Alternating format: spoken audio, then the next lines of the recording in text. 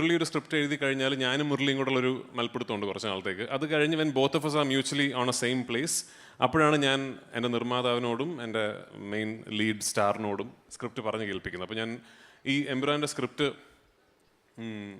ഞാൻ ദുബായിലെ ആശീർവാദിൻ്റെ ഓഫീസിൽ പോയി അവിടെ വെച്ചിട്ടാണ് ഞാൻ ആദ്യമായിട്ട് ലാൽ സാറിനോടും ആൻ്റണിയോടും നറേറ്റ് ചെയ്യുന്നത്. ഇപ്പോൾ ലാലേട്ടൻ ആസ് യൂഷ്വൽ ആൻ്റണി ആ കുട്ടി 5-6 ഹെലികോപ്റ്റർ എന്നൊക്കെ പറയുന്നുണ്ട് എന്ന് പറഞ്ഞ് അങ്ങനെ പറഞ്ഞുള്ളൂ.